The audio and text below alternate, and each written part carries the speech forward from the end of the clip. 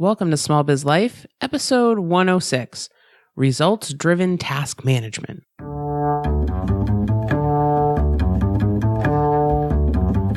Does this sound familiar? Oh my God, I have so much to do today. Don't forget to breathe. But I have almost 400 emails in my inbox and 30 phone calls to make. Have you looked into getting a virtual assistant yet? Oh, and I need to schedule all my social media posts. Did you drink anything today? I had coffee. Did you eat today? Did I mention coffee's a bean? This is Small Biz Life.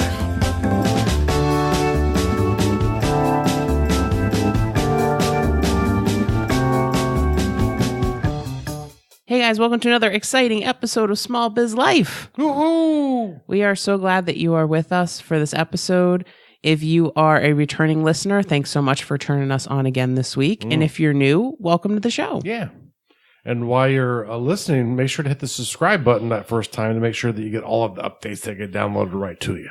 Absolutely. And, our growth has really been driven by our listeners. Mm-hmm. So if you know anybody that is kind of struggling with task management who could, use some help in this area, feel free to share this episode with them. And if they don't listen to podcasts, show them how. Yeah, no, it's easy. And it's a big, wonderful world of ideas that people can get for free through podcasting, So it's a good thing to teach people how to do. Absolutely.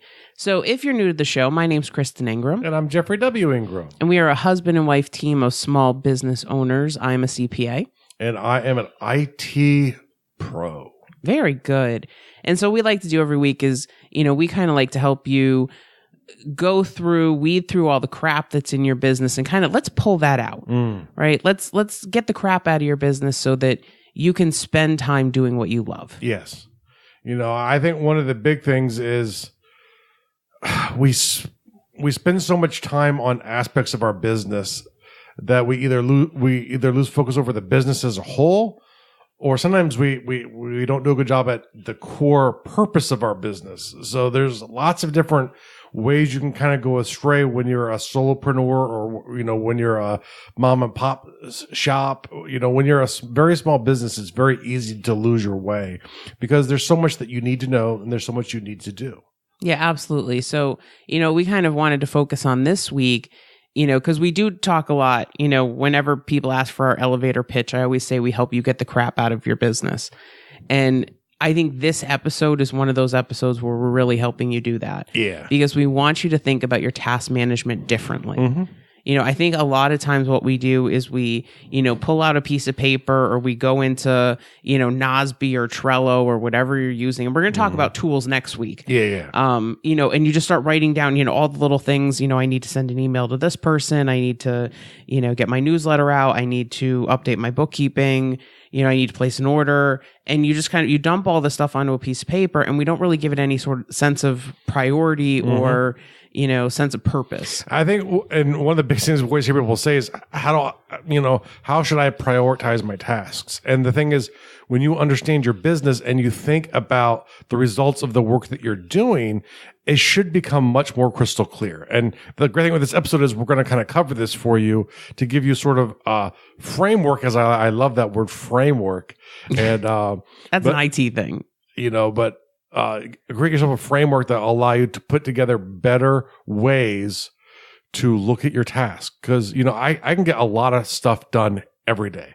I can get so much crap done every day. But the question is, does it really help me? Does it help my life? Does it help my business? So that's kind of the stuff we want you to start thinking about. Let's look at 3 common mistakes that I think a lot of people make when they're working on tasks or developing their task list. I think the first one is you focus on the work. Mm-hmm. Lots of people work hard. I mean, more people work hard than we give them credit for. A lot of times we'll even say that they're not working hard if we don't think their job is good enough. But a lot of times people in jobs that society looks down are some of the hardest working people out there.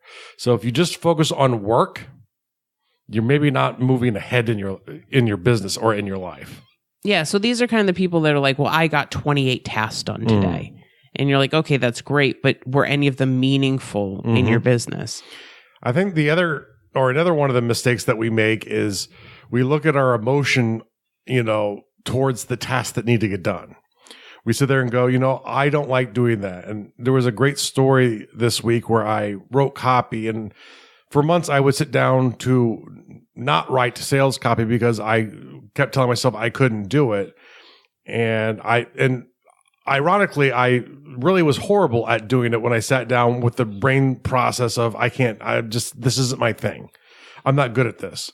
And I would get frustrated, and I would end up off into doing other little tasks, most of which were meaningless. But this week I sat down and I'm like, you know what? I can do this. I've listened to lots of really good people at doing this. I know when I read it, I can write this. I can write this. And I sat down and I wrote some. And it won't be earth-shattering copy, but it's my first actual copy that I've written where I felt like it was actually sales copy. And, the thing is, because of my feelings towards not wanting to do something, it aided me in not doing it for a long time. Yeah, and I think a lot of us get stuck in that, especially in the sales process. Because most people are like, oh my God, I hate sales. Yeah. All right, that is usually the thing that most people dread. And so I think if you can start to embrace those types of things, you can turn those feelings around. Mm-hmm. But don't let your immediate feelings dictate what you're going to work on that day. And don't let them control when you finally sit down and start something. If you let your feelings control what you're doing, that's when you end up in social, in Facebook, on Twitter, or doing something that you shouldn't do, and then you get to that end of that day and you feel horrible because you didn't get anything done that you needed to. Yeah. And then I think the last one, and Jeff kind of talked about this a little bit already, but how hard are we working? Mm-hmm. So if you felt that you worked really hard that day, you kind of have the sense of accomplishment, but you have to look at what did you do to advance your business that day. Or the thought that if I worked 18 hours, that's what I need to do to have a successful business, to make my life better in the realm of business. And you're almost ultimately going to burn out if this is the approach you take towards business. Yeah, and I got to say, at this point, I think we kind of have a pretty good balance. I think at this point, there are some evenings that we're working, but typically that's because something happened during the day. We might have had appointments or something we had to go to. And that's one of the things we say is great with being a small business owner, right? You can be a bit more agile, but you still got to work those hours. Right. But talking to people that are working 18 hours a day, every single day, is just that.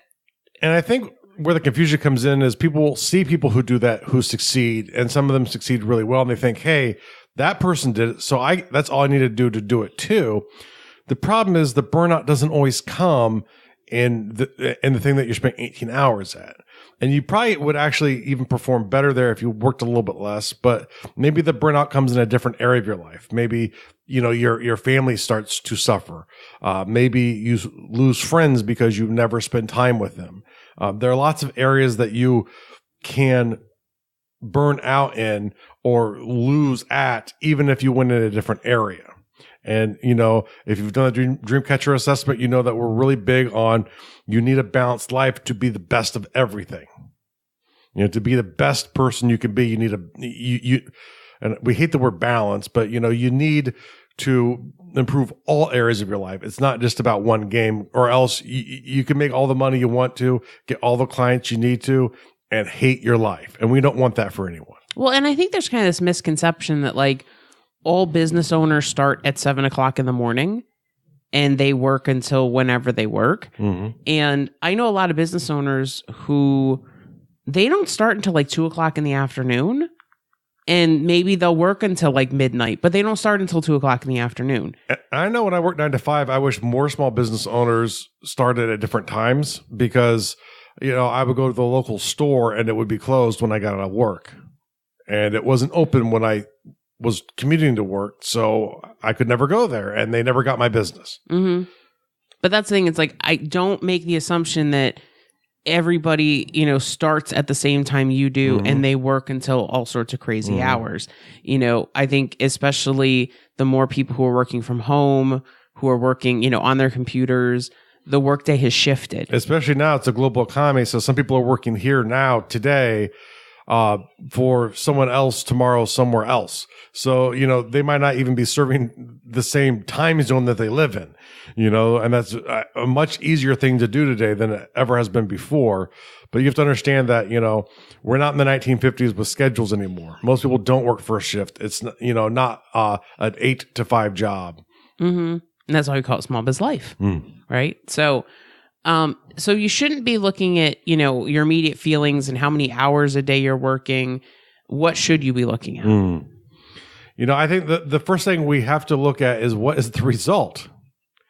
What do we get from the task we're doing?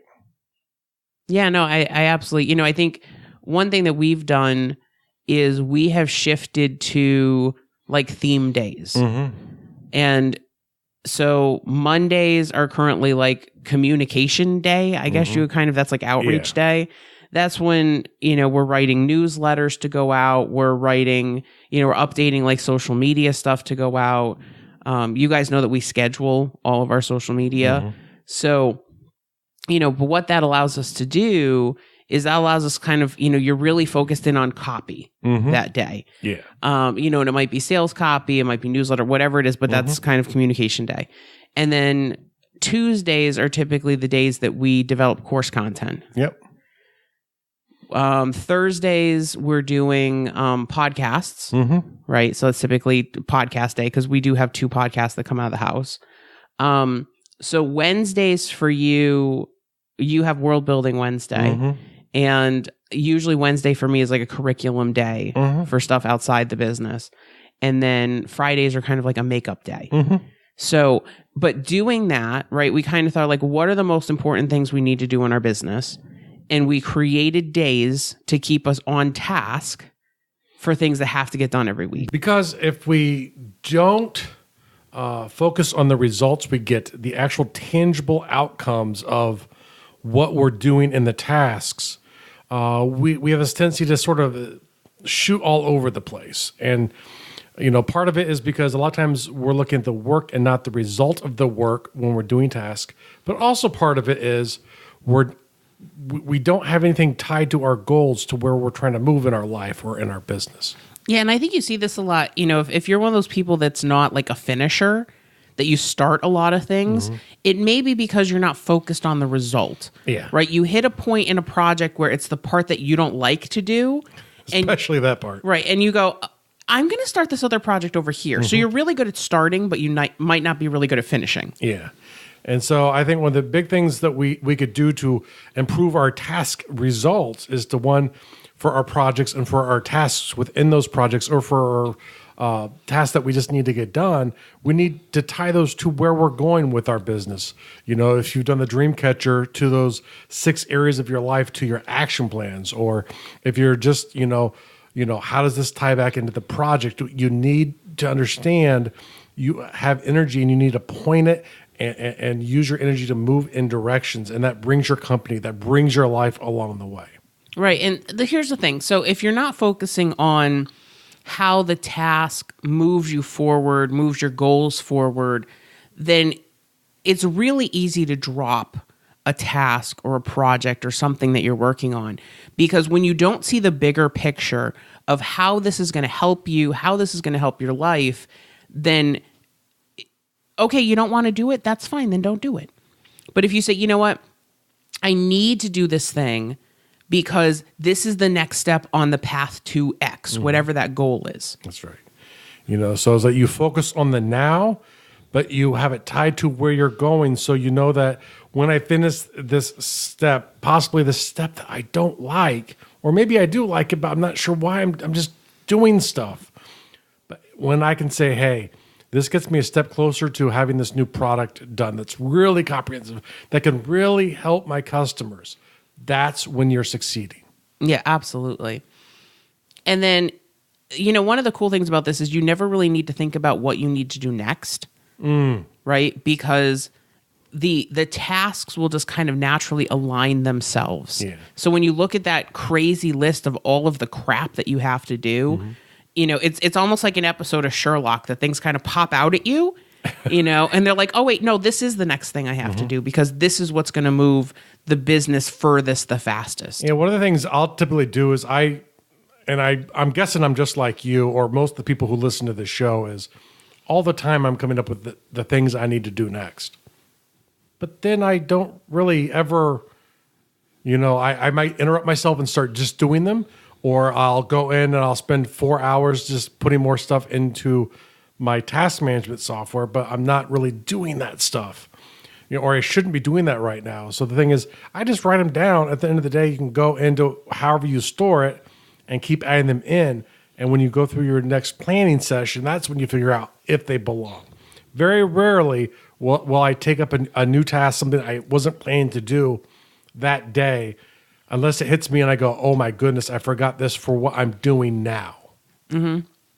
So, all right, so we kind of talked about some mistakes that people made. We talked about some things you should look at. Let's actually talk about how do you evaluate tasks, okay, and to create a more results-driven task list for your day or for your week when you're doing your planning. So there's a couple different things you need to look at. The first thing is the type of task. So again, remember that we're trying to add tasks to our list that will create, results. And so what we really look at is we look at 3 different types of tasks for your business and 3 different types of tasks for your life. Yeah. For your business, you are looking for tasks that either help you create, deliver what you sell, or the process of selling. So create, deliver, and sell. That's really what you're looking for. Yeah. And for me, it's like I used to include administrative tasks in this because there's those tasks that we don't like that we need to get done, like accounting, like if you have employees, the HR side of things, those, maintaining your website. Those aren't the pleasant tasks. Those aren't the sexy tasks, but those are tasks that need to get done. But I've stopped doing that because the thing I found is it's really easy to start getting work into there that I don't really need to do. And let me repeat that. Work I don't need to do that I'm wasting my time on. How unproductive is that? Yeah, it's a checklist off my to-do list, but it's not moving my business forward. Those kind of tasks need to be eliminated. And once you start associating all of your tasks, even your administrative tasks, to how they affect your business from a creating, a delivering, or a selling standpoint, if I can't fit them in there, they don't belong. So, but here's the thing, because I think a lot of people are listening going, okay, Jeff just gave me permission to never update QuickBooks again and to, don't do my sales tax. And, all those things need to get done.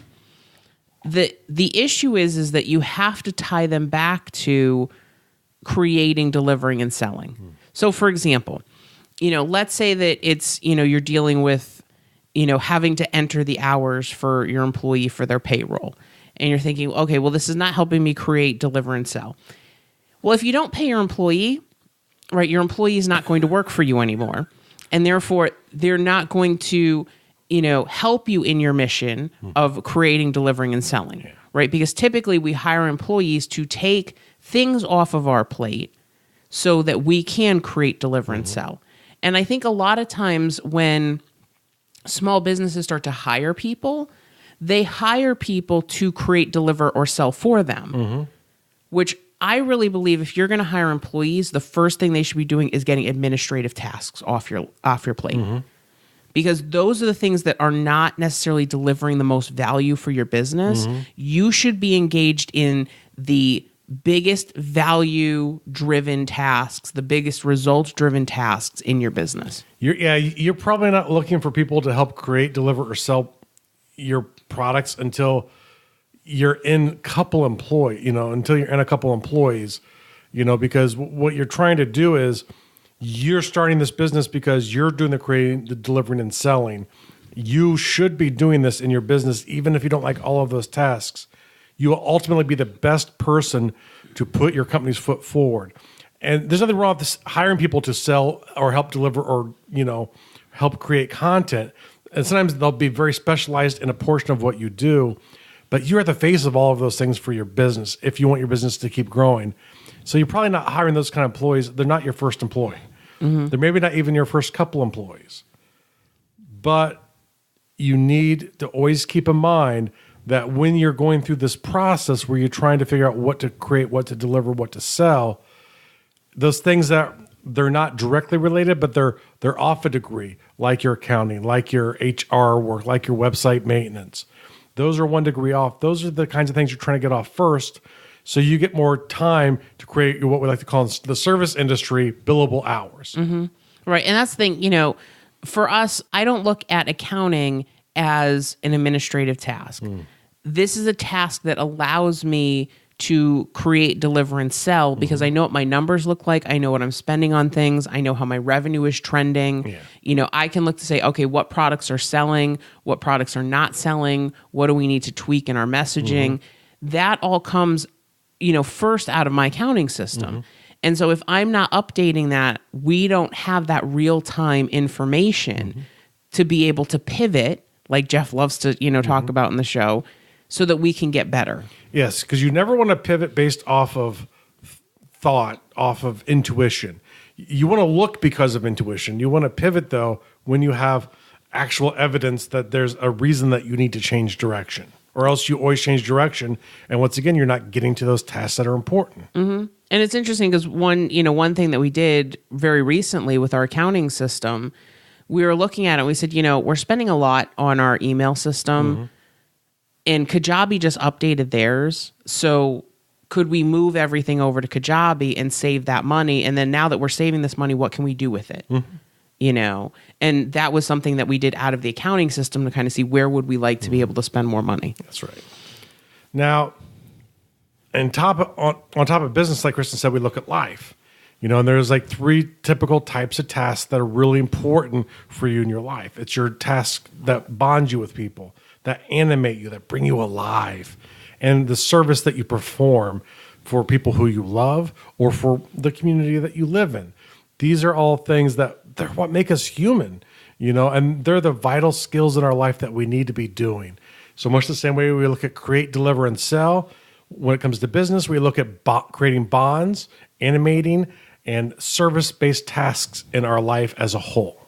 Yeah, and one of the things that I find when we started hiring people to help us, we hired people to help us in life first. Because there's a couple reasons for this. One, I think it's much less expensive, to hire somebody to mow your lawn than it is to hire somebody to do your bookkeeping. Yes. So with the bookkeeping, we have that highly automated, but we pay somebody to do the lawn. And I think in life too, like I need that energy, right, in order to be able to, do the Facebook Lives and do the podcast and do all the content that we do and create the products we create.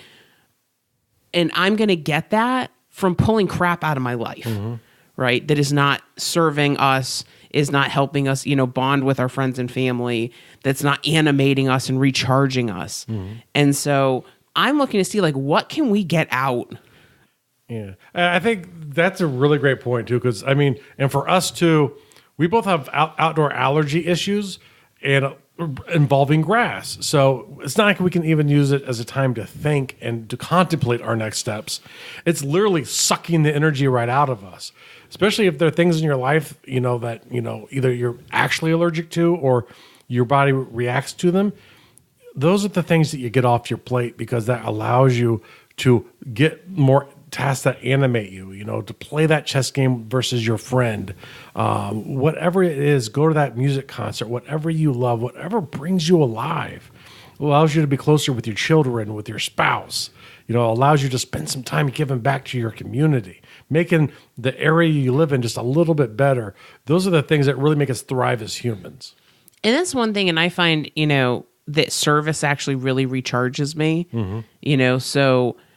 some of these will actually, when I hang out with my friends, and most of our friends are really creative people, which is pretty awesome. So like hanging out with them, like not only does it, does it create those bonds, but it animates me, it recharges me. And then I start thinking about what can we create next, or how can we change the way we deliver, and it's like, so, I think a lot of times we think of it like, well, I'm so busy, I can't hang out with my friends, I can't hang out with my family. Okay, find people that recharge you and go hang out with them. And you hear that all the time, expand that tribe. We're not big fans of cutting people off just because they're not our favorite people anymore, especially family. But expand your tribe. Get some of those people in there that bring you that energy, that joy that will charge your batteries up every day and keep you moving forward. Mm-hmm. Yeah, absolutely. So, when you're considering tasks, I want you to think like, okay, is this a create task, a deliver task, a sell task? Even if you're looking at your tasks at home, is this helping me build bonds with my family? Is this going to help recharge me? Or even like when you think about service, I think a lot of times we think about volunteering for nonprofits, but like, this morning I was like, Jeff, could you like bring the laundry basket downstairs and start laundry? For me, that's service to me, right? So that's something, being pregnant, I'm like, I really can't bring down a 30-pound, a 30-pound laundry basket. But Jeff does that for me, puts it in the washing machine. That's service, right? And so sometimes you have to look beyond like, the traditional definitions. How are you serving your family? Yeah. Maybe when you go grocery shopping and you hate it, you're serving your family. And, maybe you can't afford to automate it all. Maybe you can't afford someone to go grocery shopping for you. But you use the excuse to spend time talking to, like bring a family member there. Don't make it, I just need to get this check box done. You can interact with your family at that point, your kids or your spouse. Have some fun doing the things that you don't like the best, because that will help you get a different sort of enjoyment from it. It's funny because we kind of joke, a lot of times we end up going to Costco on Friday nights, which is date night. But like, we have fun at Costco. We joke around. We try on silly hats. We walk around to see what's new. We try to make everything in our lives, an animated adventure. And I think when you live your life like that, those crappy tasks aren't crappy anymore. And I warn you, some people will think you're crazy for it, but you know what? Relish in that form of craziness, because maybe they're not in a place where they can see that right now. But if you keep showing them over time how that works, they might actually start living their life that way. And think of just maybe one person in your life could be blessed to live with more joy in their life, how much better their life could be too. And we've been in Costco and made other people laugh, right? And they walk away with a smile on their face. And, we've done service to other people. That's the way I like to look at it. It's not that we're insane. No. It's that but we're helping others find joy in their lives. Yes. So there you go. Okay. So once you've kind of done that, even if the tasks don't fit into, into one of those areas, then think to yourself, okay, how many degrees of separation am I from, my CDS or my BAS tasks? That's where all of your administrative tasks, all those household tasks need to be. And so, I think it's really important to understand kind of where those fit, so I think a lot of times we fail at things because we don't give them meaning, right? Or we don't do things because we don't give them meaning. I hate vacuuming. I really do. But you know why I vacuum? Because it cleans up kitty hair and dander, and I can breathe better because I have bad allergies. And so, when you think of it as this is kind of self-care for me, because by vacuuming, I'm living in a cleaner environment. It's helping my allergies. That's much better than, well, I'm vacuuming because I have to. So, and I know, sometimes it's really hard because you get stuck in these mundane things. And that's where I think if you go back a couple episodes where we were talking about Pomodoro and doing, using your 10-minute break in order to do vacuuming or do dishes, it's amazing how much less time we spend on the weekends and at night doing that crappy stuff. Well, I find it great too, because that's one of the things I've learned probably in the last couple of months. I've started doing this kind of activity where I know I need to get up and get physical in my 10 minutes off. So I've stopped getting up and going sit on the couch and playing on my phone and checking in Facebook. And I've started vacuuming. I've started doing the dishes, and I'll set a timer for 10 minutes and I'll just punch out all of that kind of little work I can that I really don't enjoy doing. And especially I'm doing it by myself, so I'm not bonding with Krista while I'm doing it. I might be providing service to her, but I'm not really bonding with her. And so, but I can get a lot of stuff done, get the service reward, for my wife being happy, because if she's out teaching and comes home or or she's doing something else and gets up and now there's less of that stuff she has to worry about. She can feel better. I can feel better.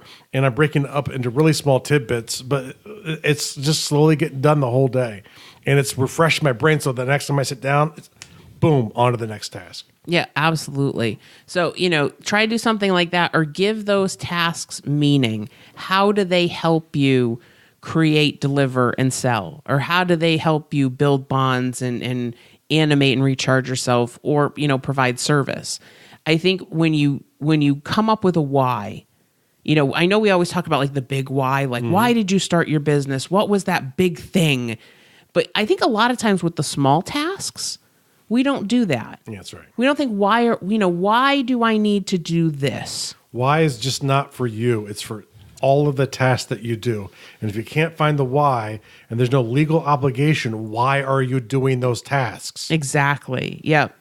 So I think the next thing that we should look at is importance, right? So where is this fitting into your business? Is this helping you grow your business? Is this helping you sustain a certain portion of your business? Or is this helping you produce? And you would kind of define production as like that space in between sustaining and growing. It's where you're putting the next widget together that you need. You're getting that next service that will allow you to hit a next growth spurt. So I talk about, you produce to grow and then you can sustain for a while, but then you produce something new in that area and you can start growing again. And the reason I kind of like to look at it this way, and failure's not there. It's actually probably in all three of those, but that's just part of living. That's part of learning.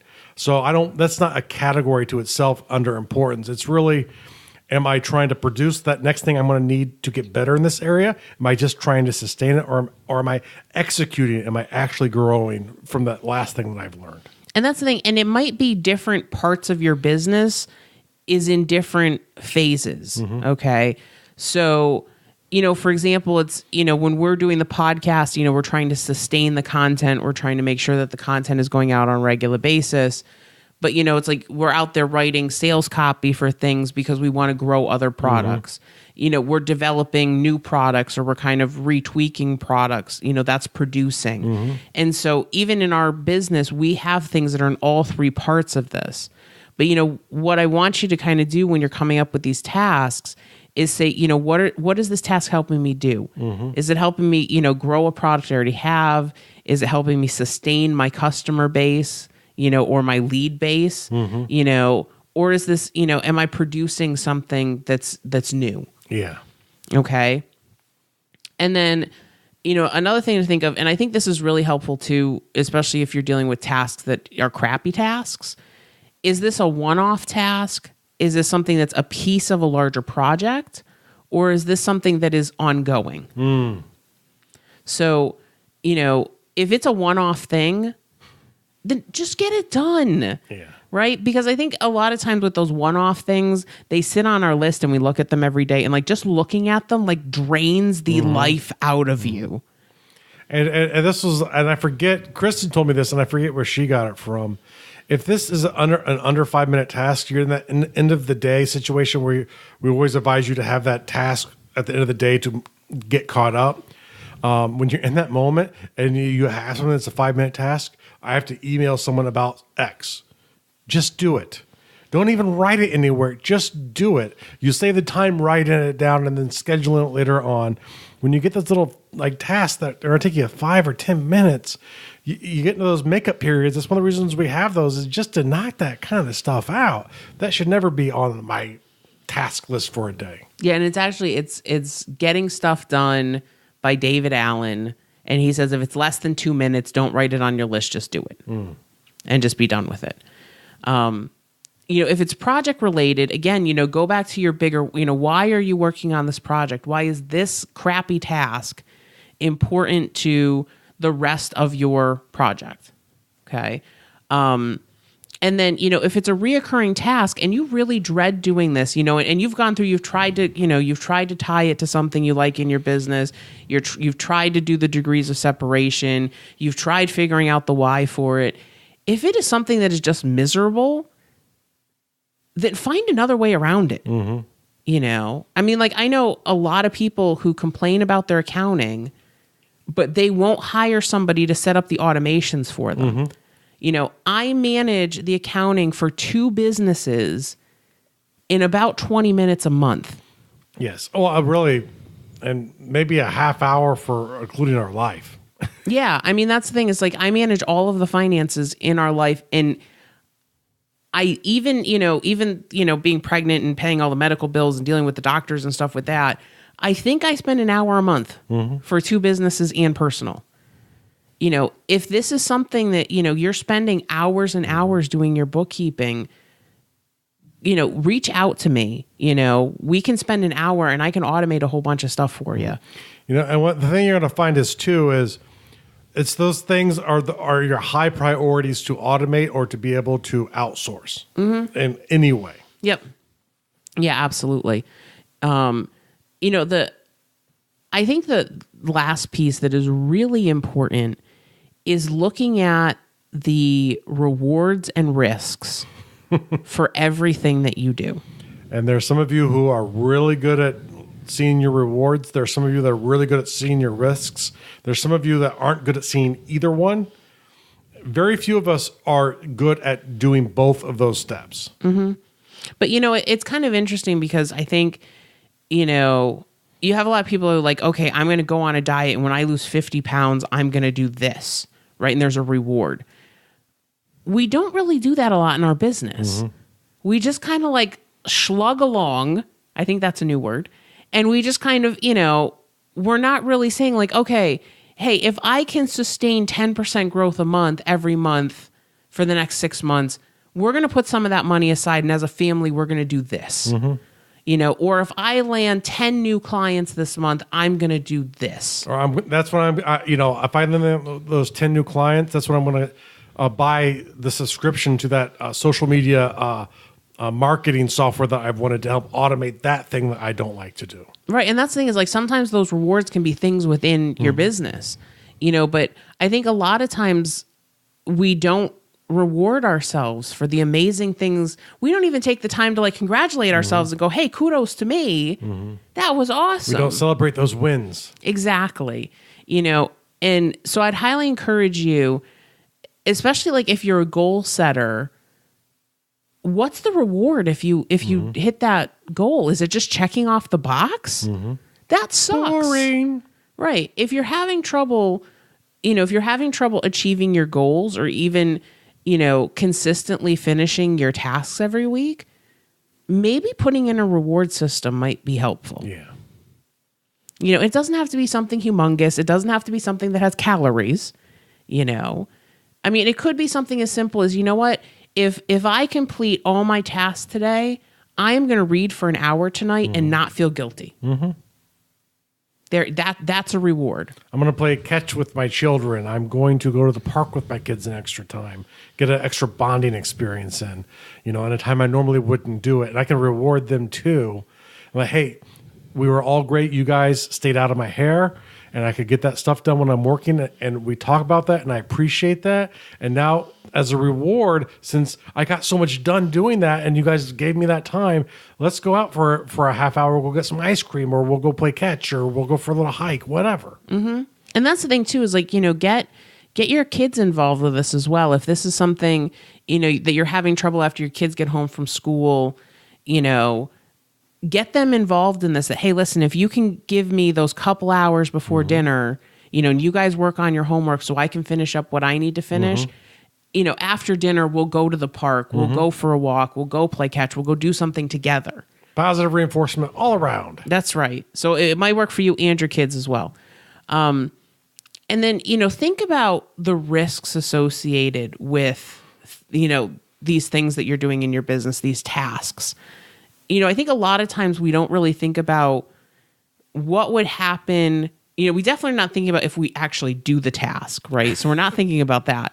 But we're also not thinking about what happens what if the task is unsuccessful, or what if we just don't do it at all? What happens? And I think this will help you determine like how important it is to do a task. Because here's the thing, if you don't do it and nothing happens, why are you doing it? It's not creating results in your business. It's not creating results in your life. If you don't do it and nothing happens, why is that task still on your list? And maybe it should be, because maybe the risk is really good if you can complete it.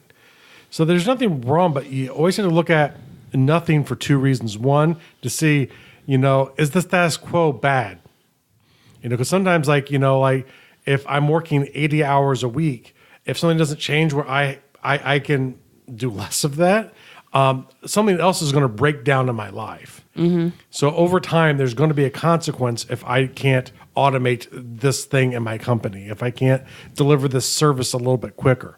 So, nothing's important to understand the vitalness of the subject, right? Because if nothing's going to happen if I don't do it, it's not really a high priority to necessarily do, unless there's a great risk to reward difference, where there's a lot of upside with very little downside if I do it. So these are the kind of choices you have to make, and you have to learn those tolerances within yourself. Yeah, absolutely. So, you should really ask yourself when you're looking at risk, what would happen if you do something successfully? What happens if you do something and it's unsuccessful? And then what happens if you don't do it at all? Yeah. And you're not really looking best case or worst case scenario, but what's the probable thing going to look like if I get it done? What's the probable bad outcome if I spend all of the time and energy and my new product doesn't sell one thing? Do I lose my house? That's a pretty bad risk. That's not a risk for me, and I hope it's not a risk for you, but sometimes for people it is. But that's the thing, and this is funny because this is something I need to adhere to better. Let's say that you send out an email, to your list, and there are some typos in it. Okay. And this is something like, it's funny because a lot of times like I'll read them over Jeff's shoulder and I'm like having him fix stuff and whatever. What's the worst thing that could happen? Maybe, you might have a couple people unsubscribe. Typically what's going to happen, those people are going to respond to you and fix your grammar. Which means if nothing else, now they've responded to your email, which means you're guaranteed you're going to land in their inbox. Oh, that's pretty good. Yeah. That's a win. And you've actually increased the reputation of the server your emails are coming from because you've gotten more engagement. I mean, typically things that we consider earth-shattering mistakes, what's the real downside? I mean, you're probably going to lose a couple people if you have a few hundred people on your list anyway. So what's the real downside if it's not 100% perfect? Sometimes it's actually a strategy by many copywriters because they're more worried about the flow of the language than they're worried about the grammar of the language. So sometimes some copywriters don't even care at all. Sometimes they do it on purpose just to get that extra engagement from people because it shows that, one, they're paying attention. It's really cool to know that they care enough to let you know. And, it's just the way things happen. It's a email. If you're spending 2 hours to write one email, you have the problem, not your email. Yeah, exactly. So I think it's a really good thing to do. So just kind of wrap up a little bit, take a look at the types of tasks that you're doing. Are they creating, delivering, or selling? Or on the life side of things, are they helping you build bonds, animate and recharge, or serving? If they're not one of those 6 things, then how many degrees of separation are they from that? Think about why you're doing these tasks and make them meaningful. Look to see, are they helping you grow, sustain, or maybe produce something new? Yeah. Are these one-off tasks? Are they project related, or is it something that you're doing on a regular basis? And if they're really not bringing you either any of those 6 things and you can't come up with a why, try to determine why you're really doing it. And do you still need to be doing it? And then finally, look at risk and reward. Yes. Are you putting rewards in for your, for hitting goals or hitting benchmarks? Or what is the reward when you get it completed? Maybe it is increased sales, right? But make sure that there's something in there to reward yourself, when you're hitting your goals, when you're getting everything done. And don't forget the risks, and I think sometimes there's a lot more risk than we're willing to admit. And sometimes we think that there's so much risk that we paralyze ourselves when really it's not there. Yeah. So we hope that you found this helpful. Next week, we're actually going to be talking about systems for task management. So we're going to be talking about a lot of different software systems that you can use. So you're going to want to make sure you tune in for that. Oh, yes. Yeah, because that's going to be a really fun episode. And then we hope that you have an awesome week. And don't forget, rewards are important. See you next time. This was Small Biz Life.